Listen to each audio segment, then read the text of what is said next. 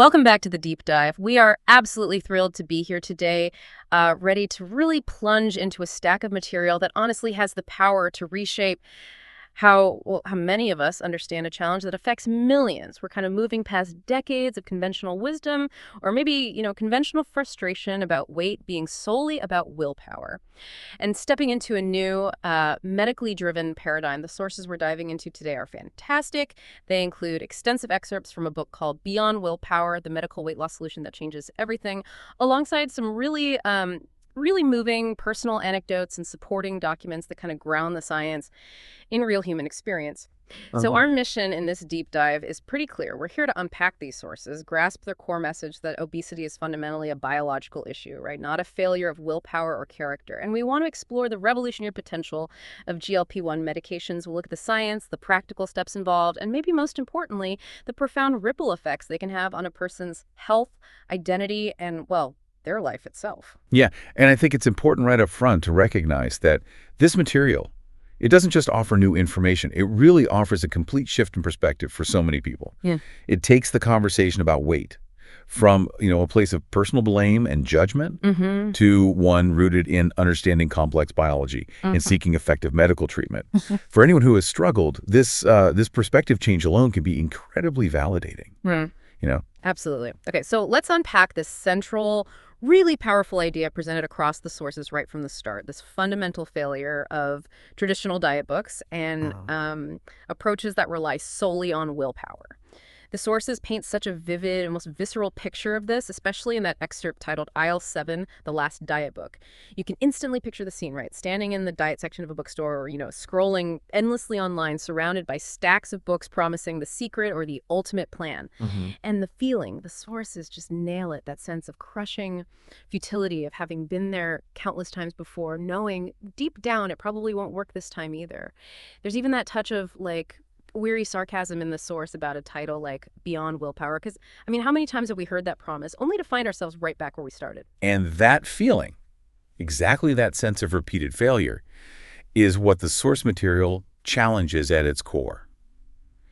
It argues that the fundamental flaw of these traditional diet books, and really the entire diet culture built around them, is that they make a deeply flawed assumption. They assume your body's internal appetite regulation system works perfectly normally. Right. They assume your hunger and satiety signals are functioning just as intended, and you just need external rules. Eat this, don't eat that, count these points, restrict at this time to, control a basically healthy system. But what if those signals aren't normal? What if that internal communication system, the one that's supposed to tell you accurately when you've had enough fuel, is actually, broken or at least severely disrupted? Chapter 5. Obesity and its challenges really goes into detail about this biological resistance to weight loss. It explains it's not simple math of calories in, calories out, because the body isn't like a static machine. It's a dynamic system with this complex interplay between hormones like leptin, ghrelin, insulin, GLP-1, peptide YY, countless others, alongside your metabolism and your brain chemistry. The sources powerfully highlight that when someone does manage to lose weight through restriction and willpower, their body doesn't just passively accept it. It perceives this weight loss, particularly if it's significant, as a threat to survival, like a return to potential scarcity. So it actively fights back. How does it fight back? Well, it reduces your metabolic rate, meaning you burn fewer calories just existing, which is huge. Wow. And it significantly increases your hunger and cravings, sometimes making you feel obsessively preoccupied with food. The material quotes this directly as saying, this biological response and unhealthy lifestyle habits can make weight loss a daunting task. So it's not just hard because you like food. It's hard because your fundamental biology is actively working against the weight loss effort, driven by, ancient survival programming. And the emotional weight of this must be immense. The sources don't shy away from describing that deep emotional toll. The anger at yourself, the insidious thoughts that you must be weak, lazy, or disgusting. Standing in that diet section, that feeling of self-hatred, that anecdote in Gate B7 about the woman who had spent 32 years of her life dieting. Can you imagine the cumulative burden of failure she carried, believing it was all her fault? Yeah. It's heartbreakingly common. Which brings us right to the core, quote, the bedrock message. It's reiterated throughout the source and really serves as the foundation for everything else. Biology, not willpower, not mindset, biology. They are absolutely unequivocal about this. This isn't about character. They use a really powerful analogy to drive this home. Willpower can't fix broken biology any more than it can fix broken bones. That's a great analogy. It is, right. You wouldn't tell someone with a fractured tibia to just use more willpower to walk normally. You'd give them medical treatment, a cast, maybe surgery, physical therapy. Yeah. Similarly, if the biological signals regulating weight are disrupted, you need a biological solution. Yeah. The sources use this car analogy from aisle 7, which makes it incredibly clear. Your car isn't broken if it can't run without gas. That's just how cars work. They need the right fuel. Right. If you're trying to lose weight and your body's signaling is off, you're not broken. You just need the right fuel, in this case medication that restores what's missing. It's not a moral failing. It's a physiological need. Okay, here's where it gets truly fascinating, connecting this ancient biology to our hyper-modern lives. The sources argue this isn't just about individual biology, it's about a fundamental mismatch. A mismatch between human biology, which evolved over millions of years in environments where calories were scarce and storing energy was key to survival. Yeah. And the modern obesogenic environment? Yeah. I mean, think about it. We are biologically wired to seek out calorie-dense foods, store fat efficiently for lean times, and conserve energy. This worked perfectly when food was hard to find, but now we live in a world of 247 food availability, where processed foods engineered for maximum palatability are cheap and everywhere. Portions are enormous, stress levels are through the roof, sleep is often sacrificed, and most of our jobs are sedentary. It's completely different. Precisely. The sources describe this convergence of factors as the modern obesity perfect storm, and they even offer a visual concept for it, which is helpful. You've got the underlying biological factors, your genetics, hormones, metabolism as the foundation. Yeah. Then you have the environmental triggers hitting us constantly, the sheer abundance and type of food available, massive portion sizes, and incredibly effective marketing pushing unhealthy options. And then add to this the lifestyle pressures. Sedentary work, chronic stress that messes with hormones, widespread sleep deprivation, which is profoundly linked to weight gain, and social norms around food. These elements don't just exist in isolation. They feed into each other in this vicious cycle, what the sources call the modern life feedback loop. Right. Stress leads to poor sleep, which disrupts hormones that increase hunger and fat storage, leading to weight gain, which can then increase stress and worsen sleep. It's a self-perpetuating system. They also visualize the stress-sleep-weight triangle just to highlight how tightly interconnected these things are. So it's not just one thing. Not at all. And the sources dive into the neuroscience of overeating to explain why willpower isn't enough in this kind of storm. Processed foods, especially those high in sugar, fat, and salt, are literally designed to trigger powerful dopamine releases in the brain's reward centers. This is the same pathway activated by addictive substances. Over time, frequent exposure can lead to tolerance needing more of the food to get the same hit, and even withdrawal-like symptoms when you try to stop. Your brain's reward circuitry literally gets hijacked, prioritizing the pursuit of these hyperpalatable foods over signals of fullness or long-term health goals. It's an ancient biological drive amplified and manipulated by the modern food environment, and according to the source material, that's why biology wins against willpower in about 95% of traditional diet attempts. The deck is just stacked against you from the start. Wow. So the big, clear takeaway from this initial part of our deep dive is this. The cycle of trying traditional diets, failing, and blaming yourself. It isn't a reflection of your lack of effort or character. It's actually a predictable outcome of a biological system struggling against an overwhelming modern environment and the diet industry's failure to even acknowledge that fundamental biological reality. It's not about if you failed, but as the source says, actually, it's about why those 5,000 diets failed and why it wasn't your fault they did. Recognizing and accepting this biological reality isn't an excuse. It's the absolutely essential first step towards finding a solution that can actually work. Exactly right. It liberates you from the shame and the self-blame, and it redirects the focus towards finding a medical approach that can maybe re-regulate those disrupted biological signals. It reframes the entire issue from a moral failure to a medical condition that, frankly, deserves effective treatment. Okay, so what does this all mean then? If the problem is rooted in biology, the solution needs to address biology directly, right? That's precisely the transition point in the sources. It leads right into the introduction of GLP-1 receptor agonists. And the sources, they don't mince words here, they repeatedly hail these medications as the most significant advance in obesity pharmacotherapy in decades and a genuine game changer. Wow. They're presented as the medical breakthrough that finally addressed the actual biological problem. And I can completely relate to the initial reaction described in the sources, and I bet maybe many listeners feel it too. Skepticism. I mean, after years, maybe decades of complex diet rules, conflicting advice, and just emotional turmoil, to hear that the answer might be medication feels, I don't know, almost too simple, or maybe just another empty promise. The source captures this perfectly. Pills, I say flatly. After all these books, the answer is pills. There's a real weariness in that statement, isn't there? Oh, definitely. But the sources powerfully dismantle that skepticism immediately with critical medical context. The question is posed, mirroring the author's conversation in aisle 7.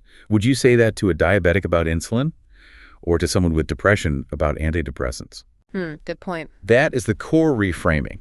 GLP-1 medications are not a magic pill for laziness. They are medical treatments for a complex medical condition. Obesity, just like insulin is for diabetes, or antidepressants are for depression. They're addressing a biological dysfunction. Dr. Fatima Cody-Stanford's quote underscores this perfectly. Science is finally catching up. Obesity is not a failure of willpower. It's a complex medical condition that deserves medical treatment. It's really about bringing obesity into the medical fold where it belongs. Okay, so let's get into the nitty-gritty. How exactly do these medications work? The sources pull details from chapters 1 and 2. Right. So the sources explain that GLP-1 receptor agonists basically mimic the action of a natural hormone called GLP-1, which stands for glucagon-like peptide 1. This natural hormone is produced in your intestines after you eat, and it plays a crucial role in regulating appetite, blood sugar, and even how quickly your stomach empties. Dr. Daniel Drucker, who's a leading researcher in this field, is quoted stating that these medications target the same pathways that regulate appetite in healthy individuals, restoring natural metabolic controls. So essentially, in many people with obesity, the natural GLP-1 signaling might be weaker, or maybe the body is just less responsive to it. So going back to that analogy from the source, if your body's natural GLP-1 signaling is like having a phone with bad reception, or the "I'm full" message isn't getting through clearly. Exactly. The medication, by mimicking the natural hormone but in a more potent, stable, and long-lasting form, is like installing a powerful cellular tower in your system. It ensures that the "I'm full" message, the signal that you've had enough fuel, gets transmitted strongly and clearly to your brain. This is a fundamental biological correction. And beyond signaling the brain, GLP-1s also have significant effects on the digestive system. They actually slow down gastric emptying. What does that mean exactly? It means food stays in your stomach for a longer period. This contributes to prolonged feelings of fullness and just makes it easier to eat smaller portions without feeling deprived. And they also help the pancreas release the appropriate amount of insulin at the right time in response to food, which improves blood sugar control. That's also intrinsically linked to weight regulation and energy balance. It's fascinating to trace the journey of these medications as presented in Chapter 1. It didn't just happen overnight. No, not at all. The first GLP-1, exenatide, was approved for type 2 diabetes way back in 2005. Doctors and patients noticed significant weight loss as a kind of side effect. Right, a happy accident almost. Which was a crucial proof of concept. But it required twice-daily injections and apparently often caused significant nausea, which limited its widespread use for weight loss alone. Then came the evolution, the real game changers, as the source calls them. First, semaglutide, approved as Ozempic for diabetes in 2017, and then crucially approved specifically for weight loss as Wegovy in 2021. And close behind was tirzepatide, initially Mounjaro for diabetes in 2022, followed by its approval for weight loss as Zepbound in 2023. So quite recent, really. Very recent in terms of weight loss approval. And the impact of these newer generations, particularly semaglutide and tirzepatide, was profound. The sources highlight the dramatic increase in effectiveness compared to older weight loss medications. While older meds might achieve an average of maybe 5–10% weight loss, these new ones consistently help people lose 15–25% or more. That's huge. It is. Dr. Louisa Rohn, a prominent obesity researcher, is quoted noting that this level of weight loss is the kind of weight loss we used to see only with surgery. The weight loss comparison chart concept presented in the sources graphically illustrates this leap. It's not just marginal improvement. It's a paradigm shift in what's medically achievable for many people. Yeah, you can really see the difference there. And the sources also directly address the question, why now? Why did these breakthroughs happen finally? They attribute it to a perfect storm of science and need. First, the culmination of decades of scientific understanding, thanks to researchers like Dr. Drucker, mapping out the intricate GLP-1 pathways and their roles. That took time. Second, Crucial manufacturing advances that allowed chemists to create versions of the hormone that were stable, long-acting, which allowed for weekly injections instead of daily or twice daily. Much more convenient. Way more convenient. And even formulate a version that could survive the digestive system for oral absorption, which is another big step. Yeah. These two forces converging at this specific time made these highly effective, more convenient medications possible. And the implication of this is just massive, isn't it? It shifts the conversation definitively from willpower and diet rules to understanding and treating the underlying biology with powerful, effective medical tools. It really does. It provides a biological answer to a biological problem, validating the struggles of millions and offering a path forward based on science, not just, self-denial. Like Dr. Fatima Cody Stanford said, science is finally catching up, acknowledging obesity as a medical condition that requires medical treatment. Okay, here's where it gets really practical for someone considering this. The sources go into quite a bit of detail on the different options available because, like any medical treatment, it's definitely not a one-size-fits-all situation, is it? No, absolutely not. This is what Chapter 3 refers to as the era of choice that we are now in, which is great. The main players discussed are semaglutide, which is typically a weekly injectable, tirzepatide, also a weekly injectable, and oral semaglutide, which is a daily pill. As Dr. Robert Kushner wisely states in the source, personalized medicine is the future. What works best for one patient may not be optimal for another. So the sources provide information to help you and your doctor figure out which might be the best match for you. Right. Chapter 3 explains the science behind the differences, which is key to understanding why these different options even exist. Semaglutide is primarily a single GLP-1 receptor agonist. It mimics that GLP-1 hormone we talked about. Tirzepatide is a dual agonist. It mimics both GLP-1 and another gut hormone called GIP, glucose-dependent insulinotropic polypeptide, which is also involved in metabolic regulation. Okay, so tirzepatide hits 2 targets instead of 1. What difference does that make, according to the sources? Well, the material points to several potential advantages for tirzepatide because of that added GIP action. This includes potentially enhanced fat burning, maybe improved muscle retention during weight loss, which is really important for metabolism and overall health. Definitely. Better insulin sensitivity beyond what GLP-1 alone provides, and possibly additional satiety pathways being activated through GIP receptors. This dual action seems to contribute to the higher average weight loss observed in studies for tirzepatide compared to semaglutide. Interesting. So the sources offer concepts like a personal decision matrix and a find your perfect match visual to help people think through this choice. What are the key considerations they suggest you weigh? Yeah, they guide the listener to think about their specific goals and circumstances.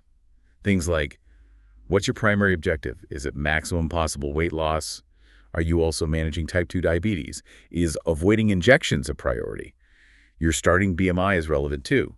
You also need to consider factors like which medication has the longest proven track record versus maybe embracing newer technology. And, of course, cost and what your insurance plan covers are huge factors for most people. Can't ignore that. No, definitely not. So, based on the sources, can we summarize who might lean towards which option? We can try. Based on the sources, semaglutide might be considered if. It's the most extensively researched GLP-1 with the longest track record specifically for weight loss, as Wegovy. It's often a strong choice for individuals with type 2 diabetes because of its proven blood sugar benefits. It provides steady, significant weight loss. Since it's been around longer for weight loss, insurance coverage might be slightly better established in some plans, but that really varies wildly. It's a solid, proven starting point. Tirzepatide might be considered if. This medication tends to offer the highest average weight loss results in studies. So it's often considered for individuals with a higher starting BMI, say 35 or above, or maybe those who've tried other weight loss approaches without enough success. If maximizing weight loss is the primary goal, and you're comfortable with newer tech, and cost isn't the absolute primary barrier, tirzepatide might be explored. Got it. And the pill. Right. Oral semaglutide, which is marketed as Rybelsus.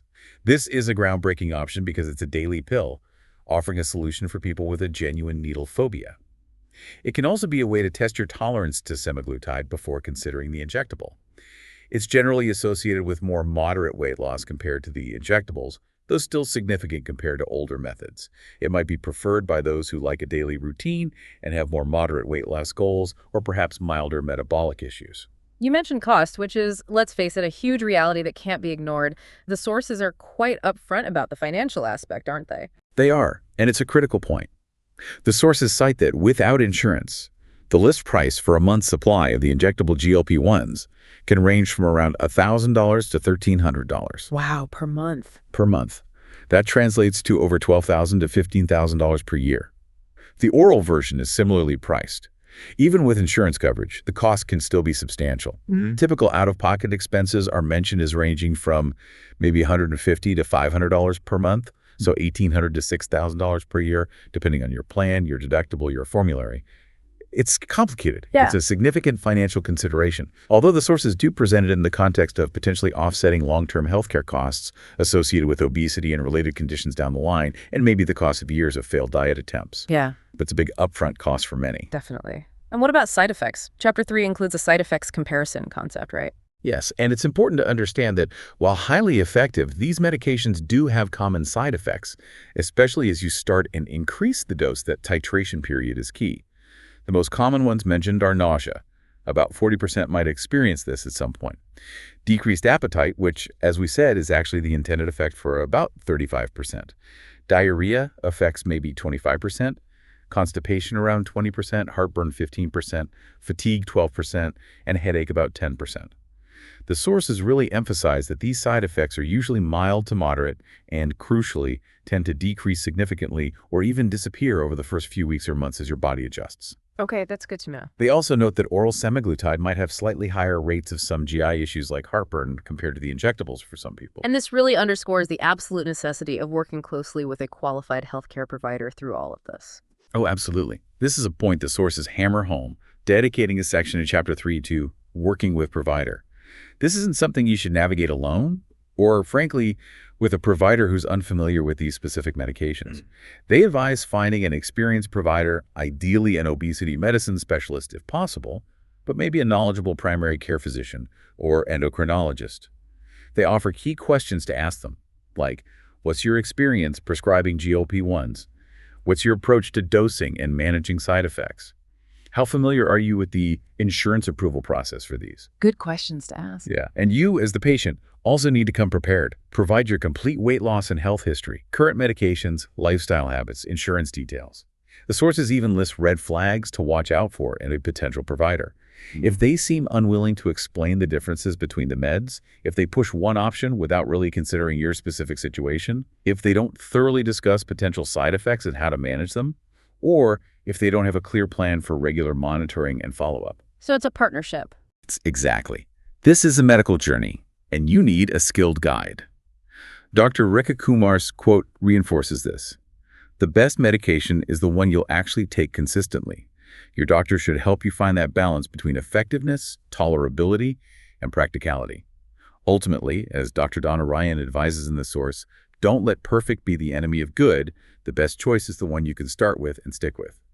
That conversation with your provider is all about finding the right tool and the right plan for your unique biology and life. Okay, that conversation hopefully leads to a decision. So let's say you've chosen a medication with your doctor and you're ready to start this medical approach.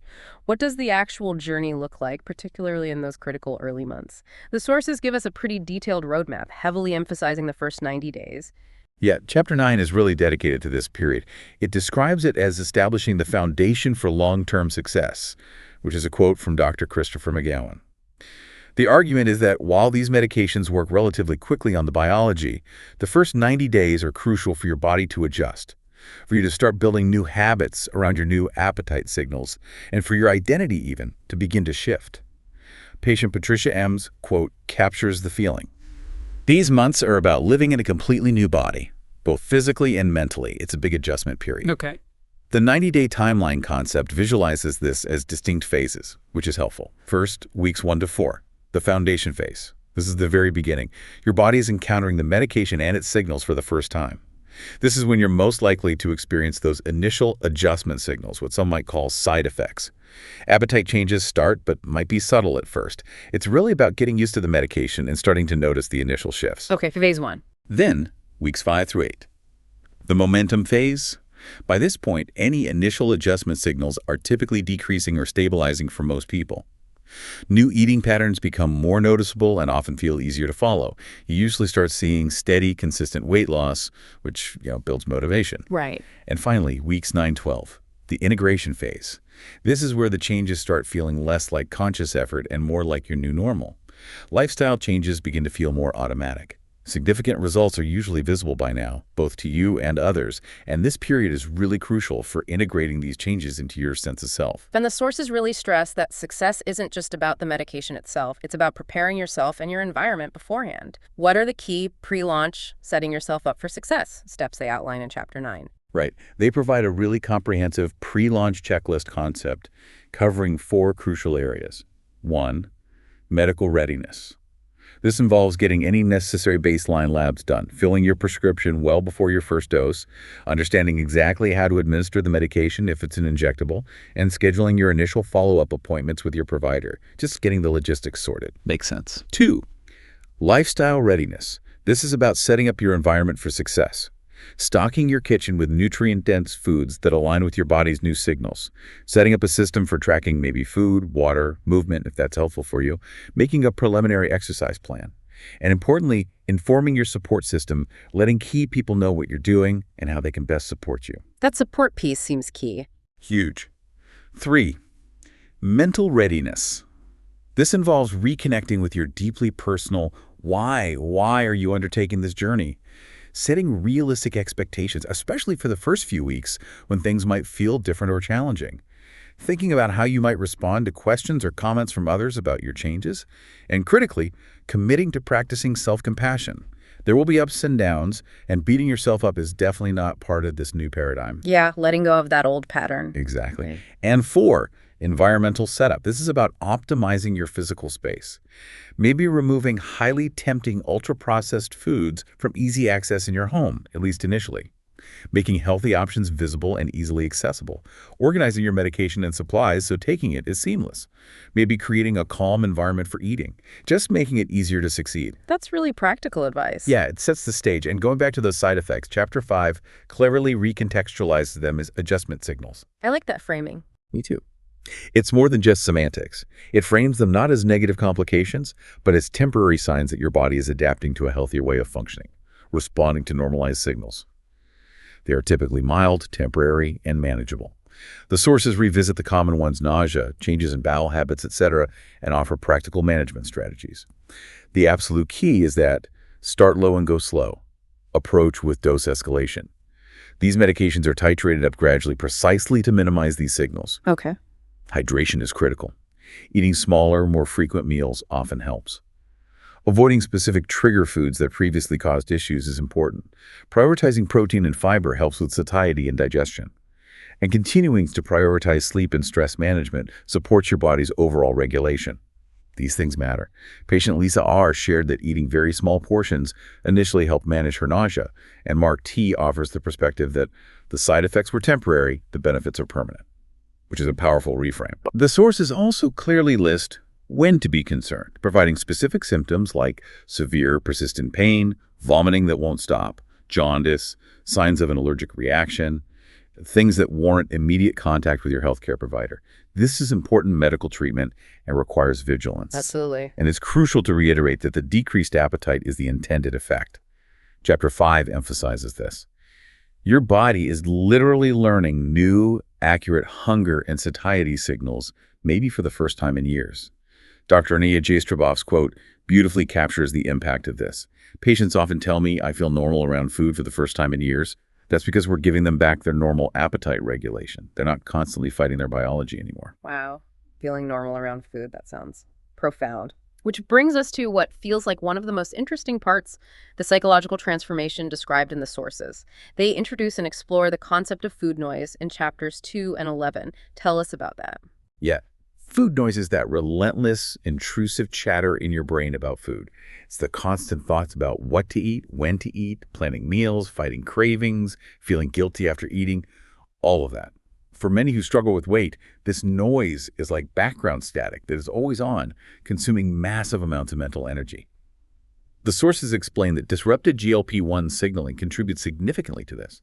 Your brain isn't receiving clear signals of satisfaction, so it keeps prompting you to seek food. Okay, that makes sense. So GLP-1 medications, by strengthening those satiety signals and, as the sources describe based on neuroscience research, reducing activity in the brain's food reward centers. They literally turn down the volume on this food noise. Patient Jennifer L's quote is incredibly powerful and resonates with so many people who've experienced this. It's like someone turned down the volume on a radio that had been blaring in my head for years. The sources even reference the concept of fMRI brain scan comparisons from Chapter 2 that visually show changes in brain activity related to food cues after taking these medications. It's a physical change in how your brain responds. It's not just in your head, so to speak. That's incredible. And this isn't just a reduction in cravings, it's the creation of significant mental space. The mental state transformation visual concept in Chapter 11 illustrates this shift. Moving from food consuming perhaps 60% or more of your waking thoughts down to maybe 10%. Imagine that. Right. Imagine the sheer amount of mental and emotional energy that frees up. This energy, previously consumed by the constant struggle with food, is now available for other parts of your life. Your career, relationships, hobbies, personal growth, creativity, or simply being more present and enjoying life without that constant internal battle. So what does this mental liberation actually mean for the practicalities of daily life? How do you eat and move when the constant food noise is finally quieted down? Well, Chapter 10 delves into this in eating and moving in your new body, the GLP-1 lifestyle. And the sources make it really clear this is not a return to restrictive dieting. That's the old way. Dr. Christopher McGowan is quoted saying it's about learning to eat intuitively. Because your biological signals are now more accurate, you can actually learn to trust your body's cues of hunger and fullness again, maybe for the first time. Trusting your body. Yeah. The sources present nutrition as fuel and nourishment, not punishment or some system of rules to be gamed. They offer guidance on building a balanced plate focusing on protein, which is critical for satiety and muscle preservation during weight loss fiber, and healthy fats. They emphasize hydration and mindful eating, paying attention to your body's signals, eating slowly, savoring food without the urgency or compulsion that the food noise used to create. Chapters 10 and 11 cover these practical aspects. They even offer meal planning and prep strategies like Sunday batch cooking, shown in a visual concept, just to make healthy choices easier in your daily life when you're busy. And movement. How does that change? Movement also transforms. It shifts from something you have to do to burn calories or punish yourself for eating into something you do for joy, energy, and health. Chapter 10 describes phases of exercise progression, starting with a gentle start, then building a base, moving to more structured exercise, and finally lifestyle integration, making movement a natural, enjoyable part of your day. They visualize this with a concept diagram. They strongly emphasize the importance of strength training, not just for general fitness, but specifically to preserve lean muscle mass during weight loss, which is crucial for maintaining metabolism. They even outline a basic routine. That muscle preservation piece is key. Very key. And various cardio options are also discussed as ways to find movement you genuinely enjoy, rather than forcing yourself to do something you hate. It's really clear from everything we've discussed that the impact of this medical approach goes far, far beyond just the number on the scale. It sounds transformative. Oh, absolutely. The sources call this the ripple effect in Chapter 4. They use the analogy of dropping a stone in water. The initial splash is the weight loss, but it creates these widespread ripples of positive change throughout your health and your life. Dr. John Wilding, who was involved in clinical trials, is quoted noting the improvements across every metric of health, truly transformative. What kind of improvements are we talking about? Well, they detailed the dramatic cardiovascular improvements in Chapter 4. And this isn't minor stuff. These medications lead to significant reductions in risk factors for heart disease, lower blood pressure, improved cholesterol profiles, lower LDL, higher HDL, reduced inflammation markers, and better function of blood vessels. The sources highlight that for many, this can potentially add years to their life expectancy and significantly improve their quality of life just by reducing the burden of cardiovascular disease. That alone is huge. Huge. And there's also a profound metabolic reset. Chapter 4 discusses improved blood sugar control, a significant reduction in insulin resistance, which is key for managing or even reversing type 2 diabetes, as well as conditions like PCOS, which is highlighted in one patient story. Also, better liver function, reducing fatty liver disease, and dramatically lowering the risk of developing type 2 diabetes in the first place. The result of this metabolic healing is often increased energy, reduced fatigue, and just a general feeling of vitality. People feel better. And this is where the human stories shared in the sources really resonate and make the science tangible, right? The quality of life enhancements discussed in Chapter 4 sound deeply personal and powerful. They truly are. We hear examples of dramatically improved mobility and activity, being able to walk longer distances without pain or breathlessness, actively playing with children or grandchildren again, returning to sports or hobbies that were maybe abandoned years ago. Patient Susan T's hiking story, going from struggling at the back of the group to actually leading the way, is just a perfect illustration of that. I love that. Yeah. And then there's the transformation in simple daily things, like Mm. wardrobe and shopping, no longer being limited to specialty stores, Mm. being able to shop in regular clothing stores, finding joy and confidence in getting dressed, actually feeling good in your clothes. That's a big deal for many people. A huge deal.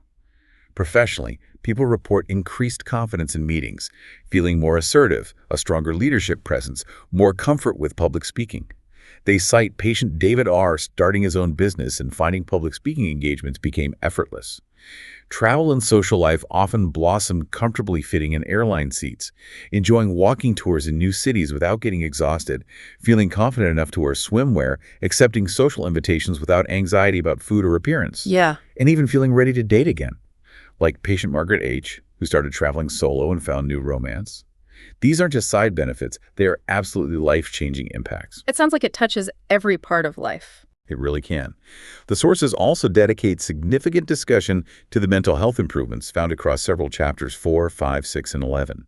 Research cited indicates substantial improvement, with like a 30–40% reduction in depression scores and significant decreases in anxiety reported in some studies with these medications. Patients report improved mood stability and better resilience to stress. Patient David R. emphasizes his confidence transformation was life-changing, highlighting that direct link between physical change and mental well-being.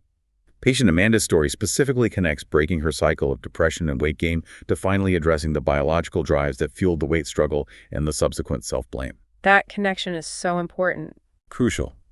And perhaps the most profound ripple effect discussed is the identity transformation in Chapter 11. This is the shift from seeing yourself and maybe being seen by others as someone who struggles with weight, someone defined by their challenges with food and body, to seeing yourself as a healthy person, someone with vitality, capability, and self-worth that's unrelated to a number on the scale. This leads to increased self-esteem and a much healthier body image. That's powerful. It really is. Patient Jennifer L's quote is incredibly moving. "I didn't just lose weight, I found myself. I became the person I was always meant to be, before the struggle consumed me."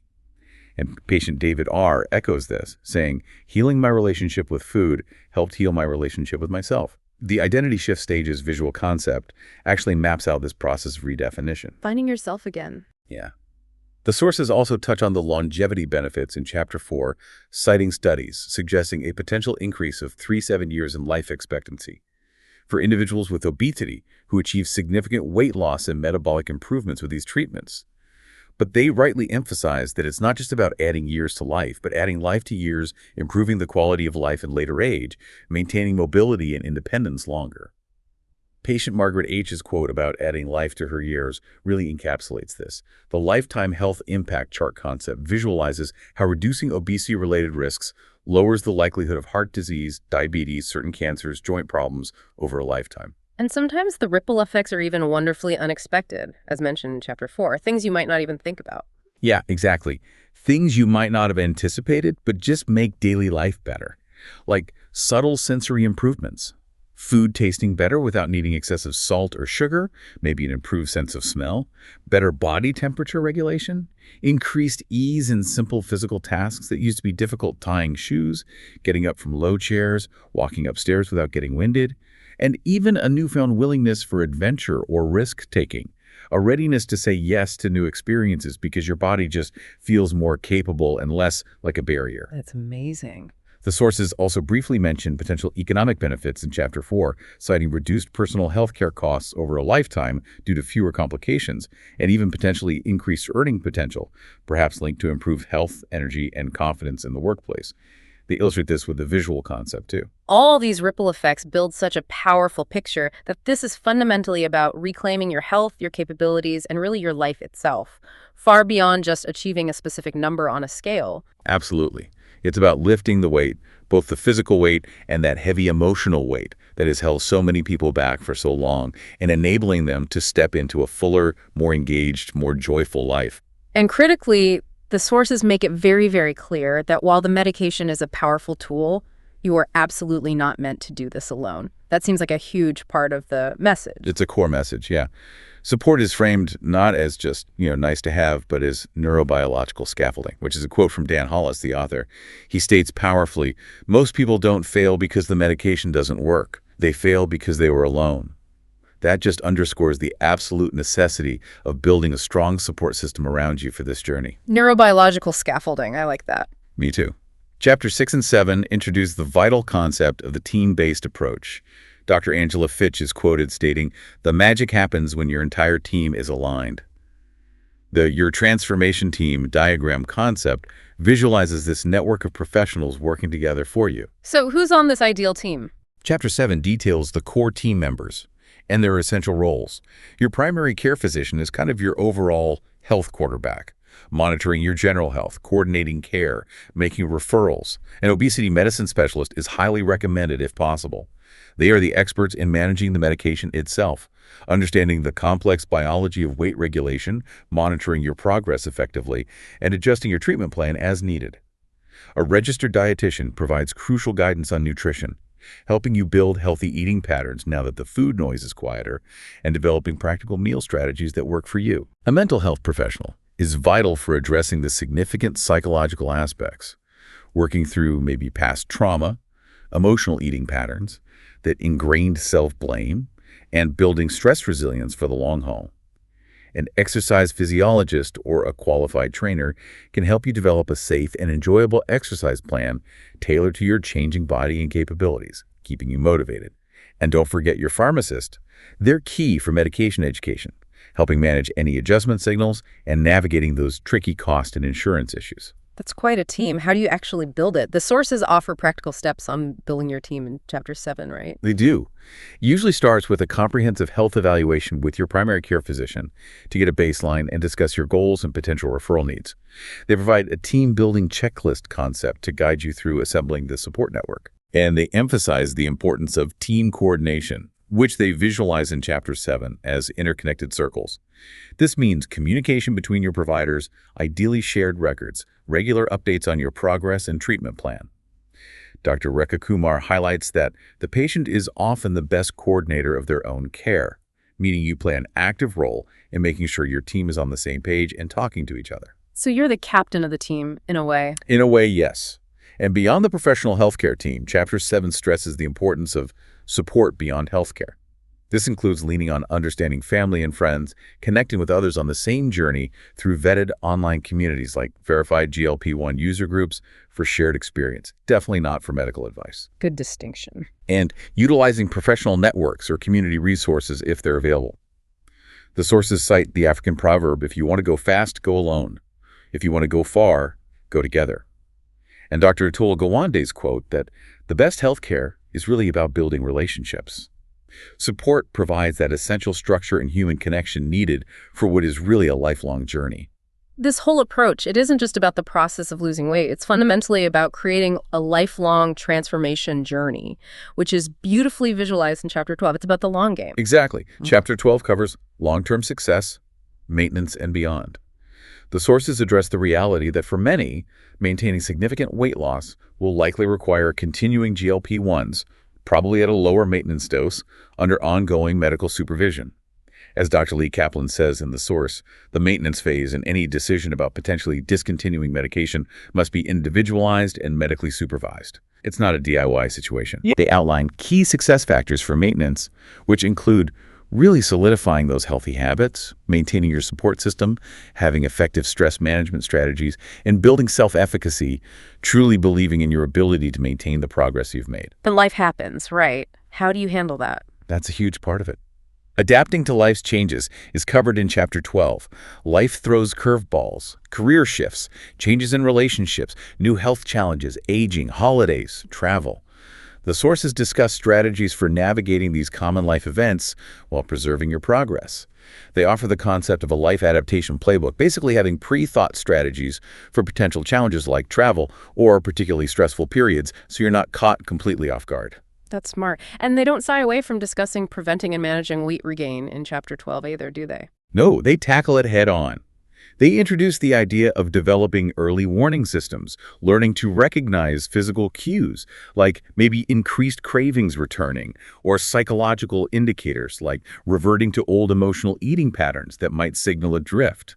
And crucially, having an intervention plan visualized in a concept agreed upon with your healthcare team before it's needed.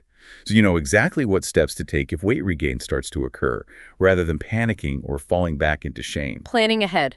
Makes sense. Looking even further ahead, Chapter 13, titled The Future is Now, What's Next in Weight Loss Medicine, paints a pretty exciting picture of where things might be headed. Dr. Daniel Drucker is quoted stating that we are on the cusp of the greatest revolution in obesity medicine, even beyond where we are today. What does that look like? Well, the sources briefly mentioned the next-gen GLP-1s, dual and even triple agonists, like a drug called retatrutide that's in clinical trials, which build on the success of tirzepatide by targeting multiple metabolic pathways simultaneously. Even more sophisticated signaling. They highlight the rapid progress in developing effective oral medications. Dr. Robert Kushner predicts widely available oral versions of the most effective injectables could be here within 5 years. That would be a big deal for access. Huge. The future also points towards more personalized medicine, using things like genetics, detailed metabolic profiles, and even AI-guided treatment plans to tailor the right medication and the right approach to each individual's specific biology. And ongoing research frontiers are exploring totally novel biological targets, maybe even gene therapy someday, or regenerative medicine approaches.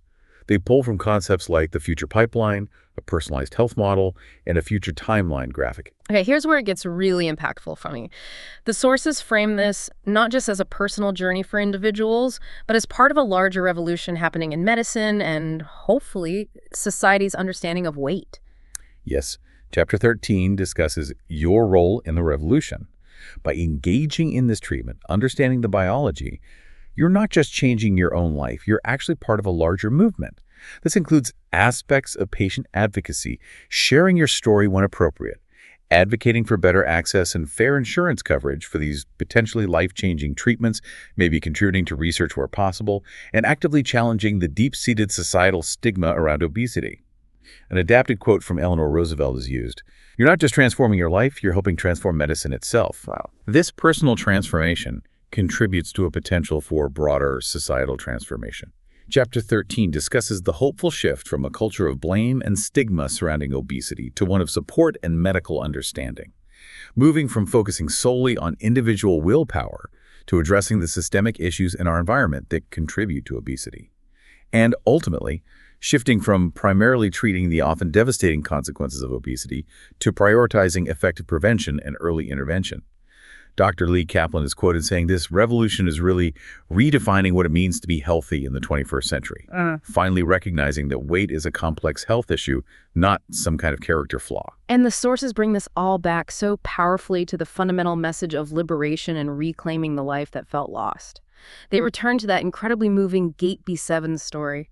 Remember Rebecca sitting in her car at the airport gate, just overwhelmed by shame, feeling paralyzed and about to miss her reunion. Yes, such a vivid story. Dan Hollis confronted the core issue, telling her, the shame around food is more toxic than any food could ever be. He said, you deserve to stop hating yourself for something that isn't your fault. He insisted that seeking the medical help available, that's not optional. You've suffered long enough. Such powerful words. Very powerful. And then to read her email 6 months later, it's just incredibly moving and encapsulates everything we've discussed today. Her words speak volumes. Down 47 pounds without a single diet or counting anything. That's the biological shift right there. Yep. Energy to play with my nephews for the first time in years. That's the ripple effect on mobility and relationships. I existed in photos instead of hiding. That's the quality of life and identity transformation. Her daughter's observation, Mom, you seem so free lately. That's the mental liberation, the quieted food noise. Freedom. And the biggest change, in Rebecca's own words, biggest change, I like myself. That's the identity shift, the dismantling of decades of self-blame. That story is really the heart of the source's message, isn't it? It teaches us that shame keeps us in parking lots while life happens without us, that hiding doesn't protect us, it just steals our lives. And profoundly, sometimes the bravest thing is just showing up. The ultimate goal presented isn't just weight loss as an end in itself, but accessing the freedom that's waiting for you and stepping into the life you haven't lived yet because the struggle held you captive for so long. As Dan Hollis is quoted from other sources like Late Night at the Diner and Beyond Willpower, don't wait to be worthy of your own life. Your worth is inherent, regardless of weight. It's about recognizing that if you've struggled with weight, you weren't broken. You were just using tools that weren't designed for your biology. As the quote from the Dan Hollis Manifesto says, you're not starting over, you're starting right. This time, maybe, with medical tools that can work with your biology and with the support system you need and deserve. It's a fundamentally different way of approaching this challenge, based on compassion, based on science, and based on effective medical treatment for a recognized medical condition. And of course, we must always reiterate the disclaimer that the sources include, and it is absolutely crucial for this topic. Always consult a healthcare provider before starting any new medication or treatment plan. These sources and our deep dive today are for educational purposes only. This is complex medical treatment and requires professional medical guidance tailored to your individual health needs and history. Absolutely. Your doctor is your essential partner in navigating this journey safely and effectively. So what does all of this mean for you listening right now? Well, it means maybe decades of self-blame were based on an outdated, incomplete understanding of biology. It means embracing a new, maybe hopeful, understanding that biology plays a powerful, often overwhelming role in weight regulation for many people. And most importantly, it means recognizing that effective, medically supported help is available today that addresses that underlying biology, potentially opening doors you thought were permanently closed. And if we connect this to the bigger picture for you, the listener, if shame has been the heaviest burden, maybe the biggest barrier to seeking help or even believing change is possible, and science can now address the very biological drivers that fuel that shame and make you feel like a failure, what new possibilities might open up for you today? What life has been waiting for you on the other side of that struggle that maybe you haven't allowed yourself to live yet? That's really the provocative question this material leaves us with. Thank you so much for going on this deep dive with us into such a complex and I think ultimately hopeful topic. The sources offer some practical implications for action, what they call the Dan Hollis approach, for those considering this path or already on it.